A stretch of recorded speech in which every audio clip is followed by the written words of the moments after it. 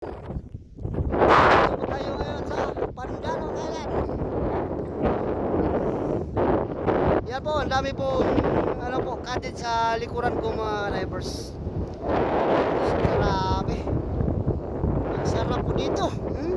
Sobrang linis po.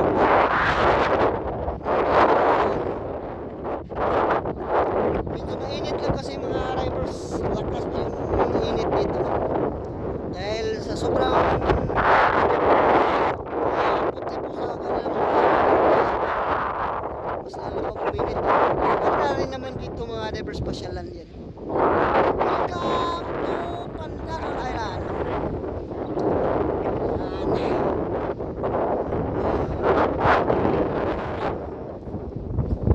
Doon po, pwede po doon matatambay. Talaga ng mainit at saka magandang mga divers.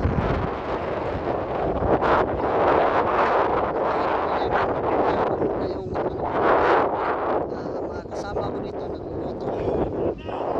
Sa yun pong guys naman yun. Saan ba yun? Ayun. Naglalaro.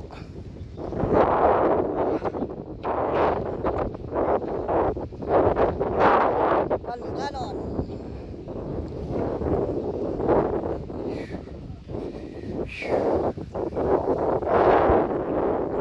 Rocks. Chuya. Yan. Yan pong case namin mga ka-divers. Yan pong case namin. Naglalaro. Yan po. Kumain siya ng swaki. Ayan.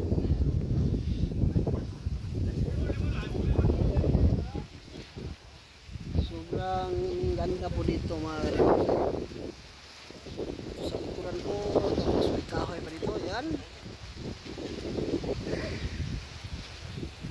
Tapos dito po sa likuran ko, grabe, sobrang linis po sa ano po nila, buhangin, yan o. Oh. Grabe no.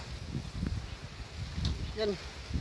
Kung gusto niyo mag island hopping mga divers, pwede din dito sa Pandanon Island, para ding Little Boracay. Parang Boracay din to mga divers, kasi sobrang linis po sa mga buhangin dito. At saka po maganda po dito maligo yan.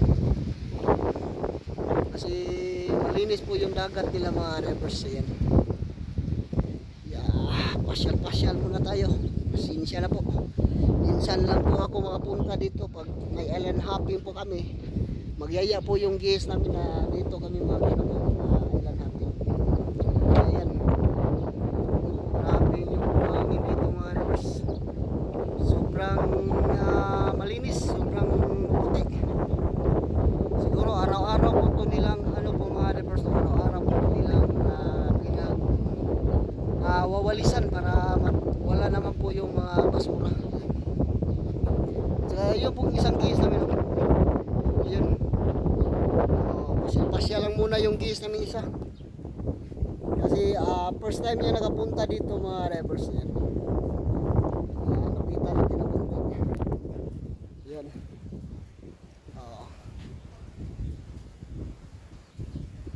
Mainit kasi kaya gumamit po siya ng tuwalya.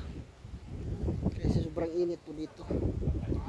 Yan, thank you sana po hindi po kayo magsawang sumuporta po sa akin mga divers. Yan.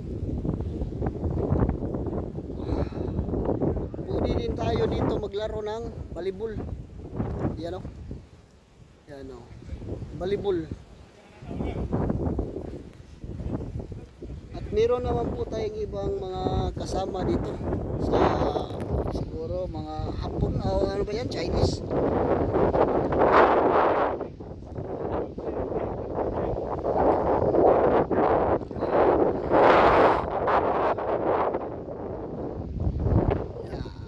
Little Boracay.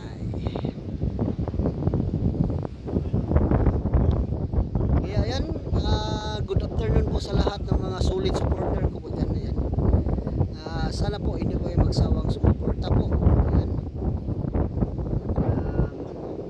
Shout out po sa lahat ng mga Thank you, thank you.